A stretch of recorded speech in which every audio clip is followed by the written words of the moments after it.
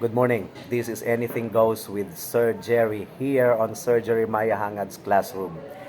And our episode this morning will talk about the COVID-19 lockdown. It's been 4 years since that worldwide pandemic took place.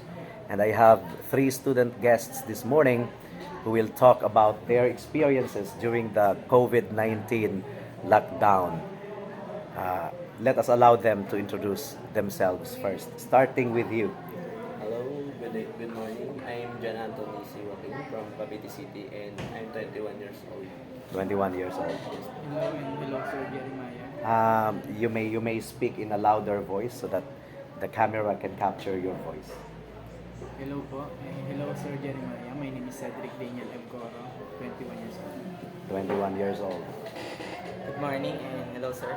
My name is Roland Arsadueste. I'm 19 years old from Naveleta, Cavite. 19 years old, 21 years old, 21 years old.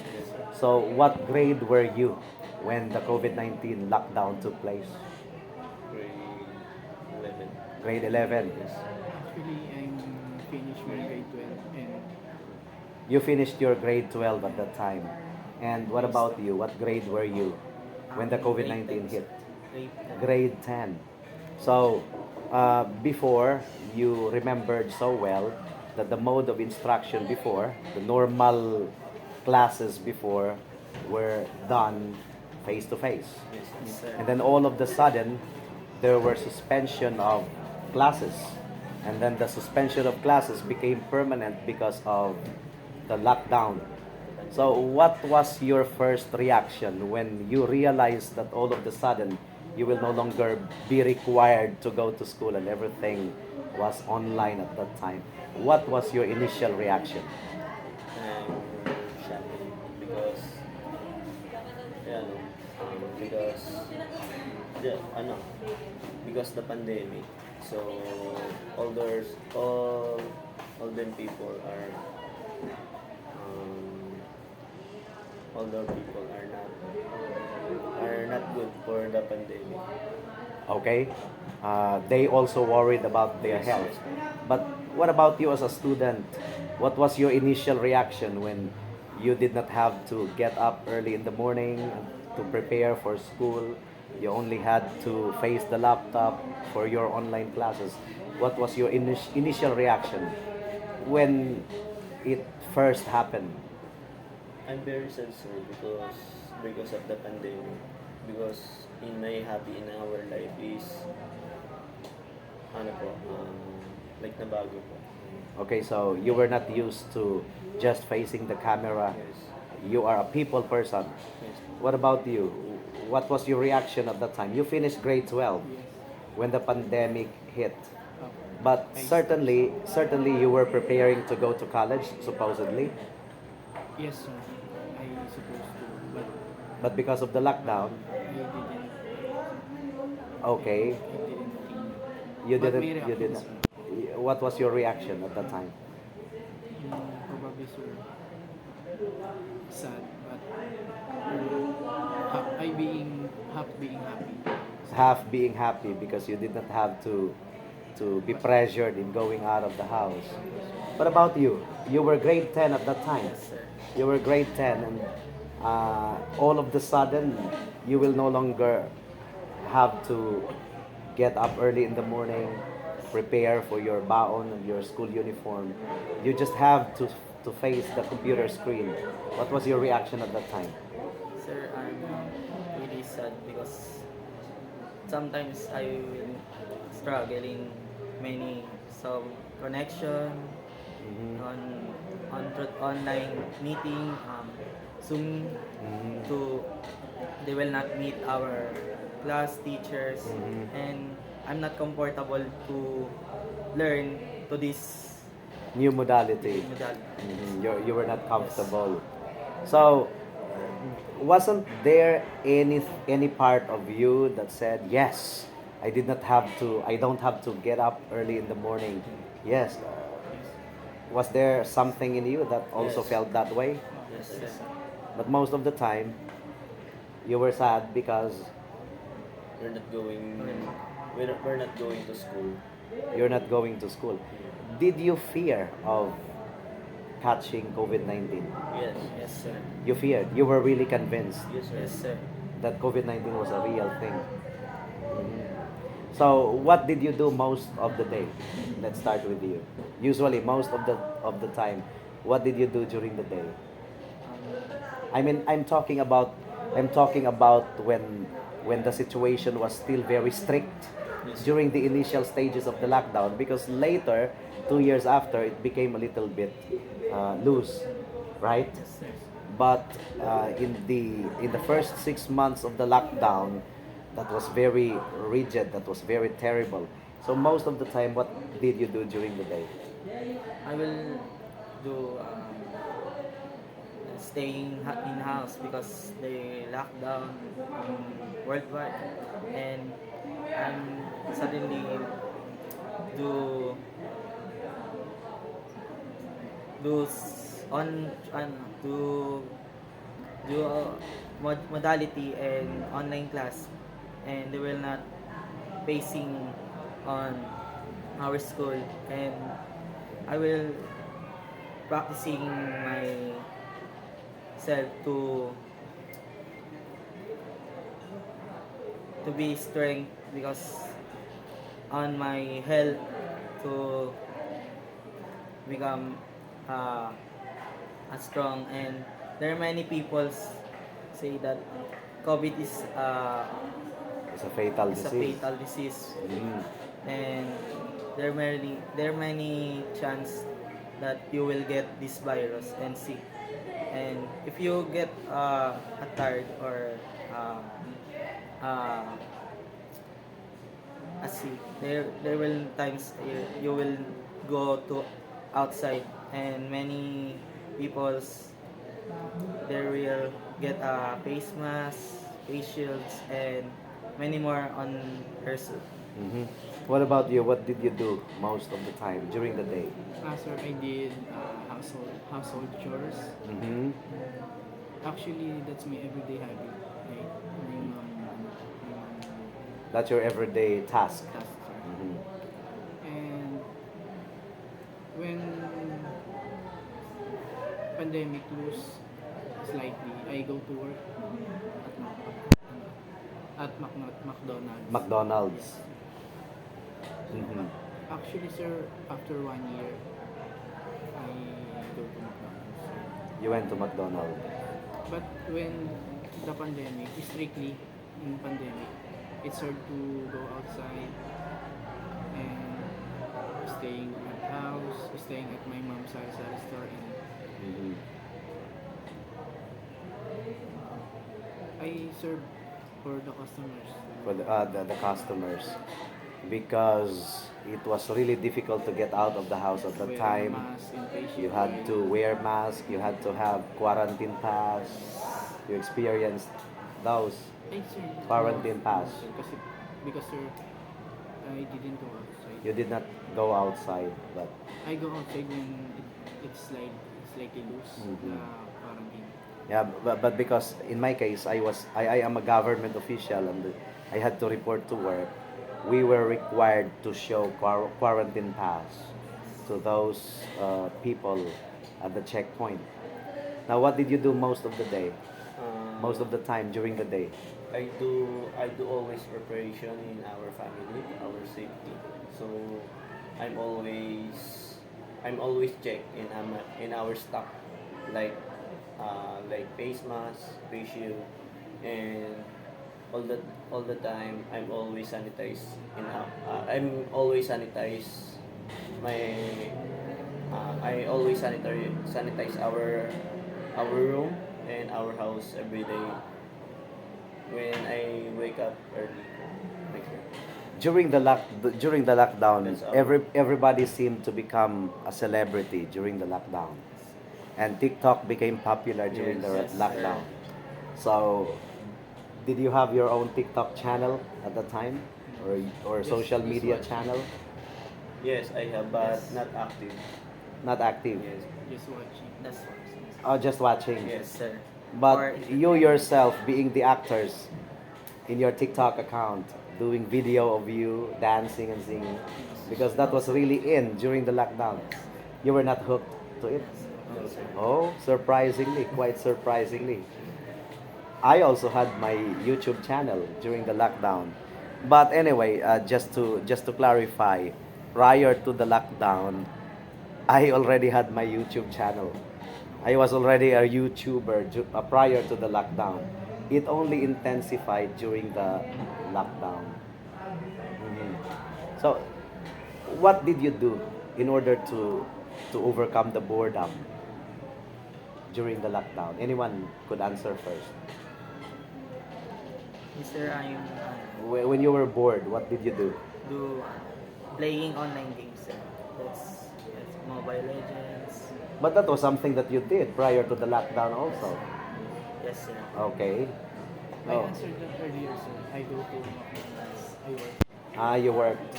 So it helped you overcome the boredom. Yes. At least you had something to do. Sir, may hobby in our family for our safety in our for safety in our family. So my hobby is always clean.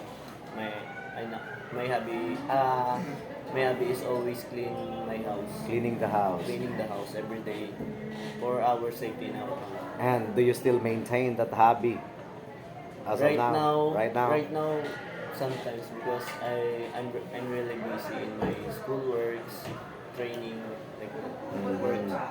So I'm I'm not I'm not active in that hobby. Mhm. Now, speaking of restriction, did you feel the economic effect during the lockdown? Meaning to say, the finances, Yes. the daily needs. For example, what economic constraint did you particularly experience during the lockdown?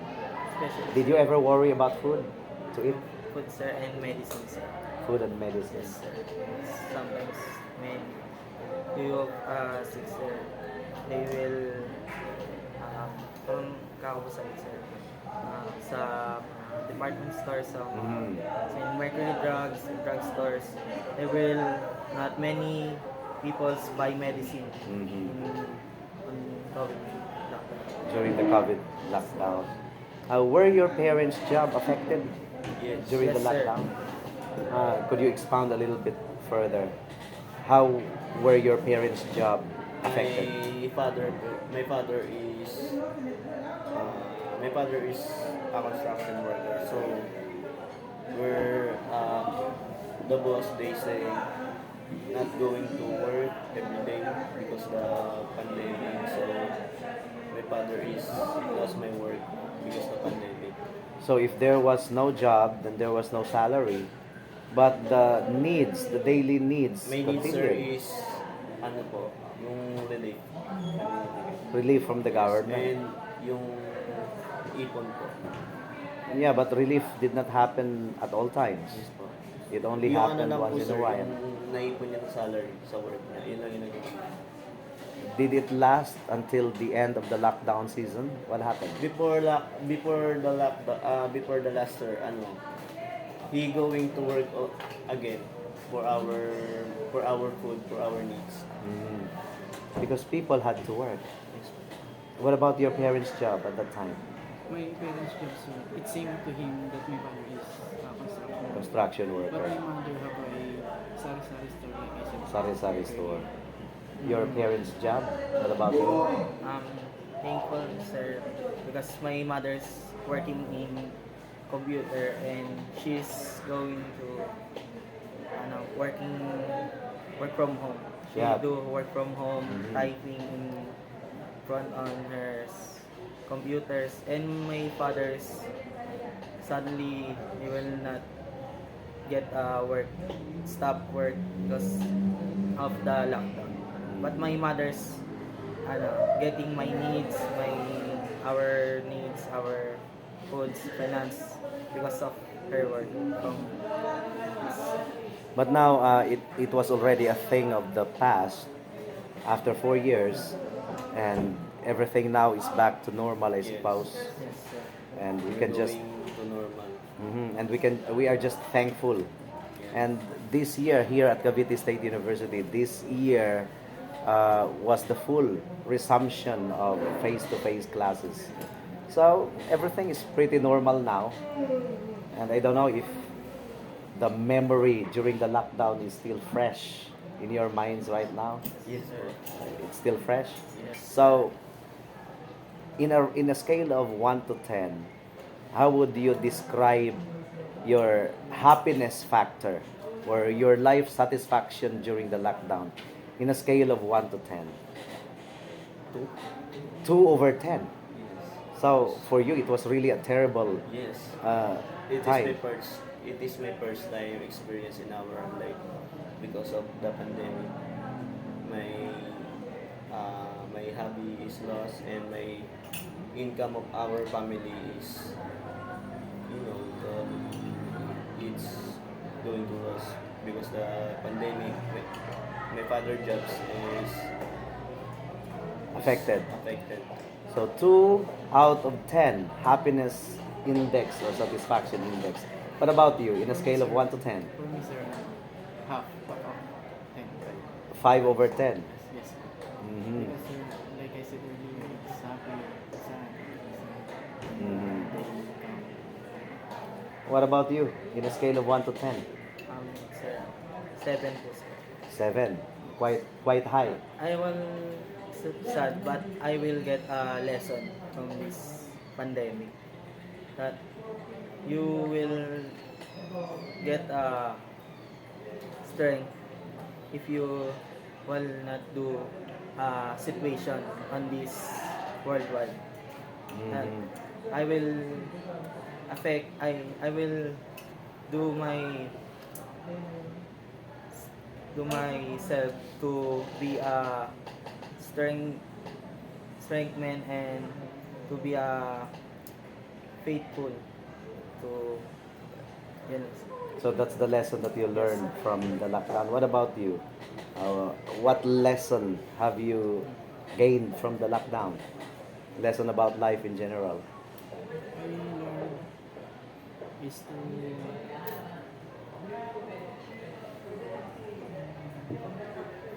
I learned is to keep my body healthy.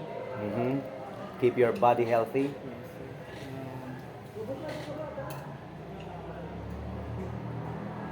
And that's the reason why our family don't eat in the house. Okay, so if there was one good thing that the lockdown brought to your family, The family. is that the family was intact That's the happy thing. during the lockdown. Mm. So that's a good thing about the lockdown. What about you? It's the same, sir. For The same. because our family is every each other is really Mhm. is really contacted in our house, and the and good thing my family is don't have a my family is not going to positive in COVID. Mhm. That's the good thing for our family. Now, you've become more mature 4 years after, I Yes, suppose. sir. You've become more mature. Hypothetically, if there is going to be another lockdown for some reasons, hypothetically, how would you handle if there is going to be another lockdown? We can never know for sure.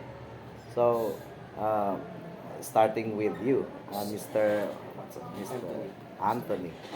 So I think, sir, we're going to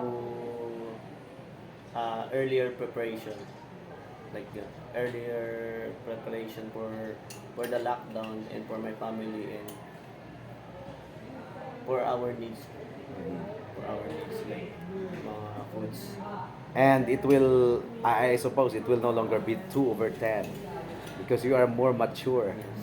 by now, I think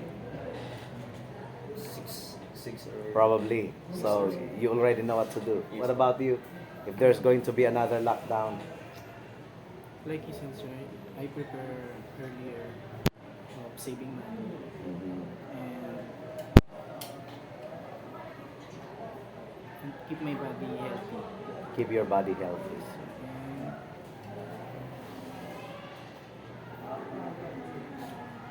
teach myself what I learned from before lockdown. Mhm. And if there is going to be another lockdown, Um, I'm really preparing from this, and I will be uh, to in of of other lockdowns on my experience in this lockdown, and I will be preparing and consume to be good, healthy, and successful successful successful needs from our family, and be safe to mhm, to this another pandemic. pandemic. Now, in closing, I want you to face the camera. And there were babies who were born during the lockdown pandemic. And at most, they are now 4 years old. The babies who were born during the pandemic. I want you to face the camera and talk to those 4-year-old kids personally. What advice can you give them in connection to the COVID-19 lockdown? And I advise to you to always preparation and always going to healthy fitness or healthy lifestyle. Always good. Always do healthy lifestyle for yourself and for your family. Okay, healthy lifestyle for yourself and for your family. What about you? My advice is to keep your body healthy and be good to your parents Yeah. and mm, learn learn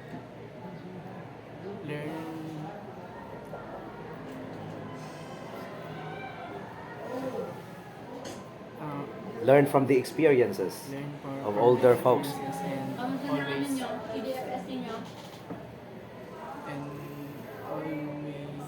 follow your mother and father Hmm. for your safety. I suppose you're an eldest child in the family, so it's really obvious. It's really obvious. I can really smell an eldest person when he talks. What advice can you give to those babies born during the lockdown? I advise to for those 4 years old child. I advise to be good, at, be good, be good,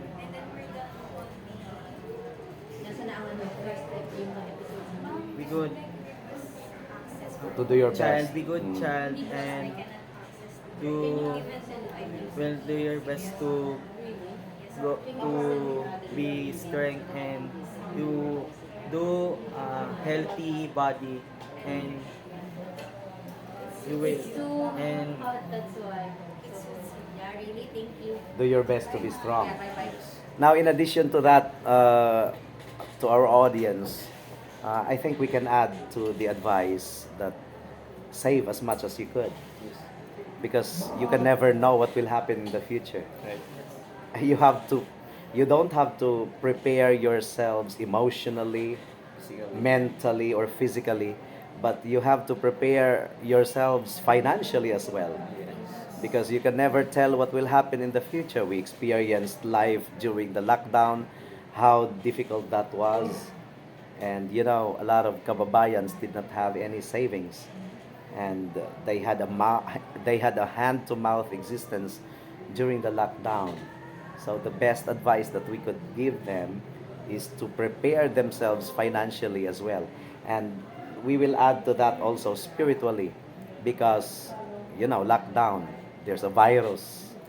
What if that will be the end of us, and we will face our creator to receive the verdict, our judgment? So see to it that your sins have been forgiven. See to it that you know the Lord Jesus Christ as your Lord and Savior. Always pray. Okay, so thank you so much, and I hope that you found our episode this morning entertaining as well as educational. Thank you so much for being the guest Yes, sir. of our show. Sir. God bless us all.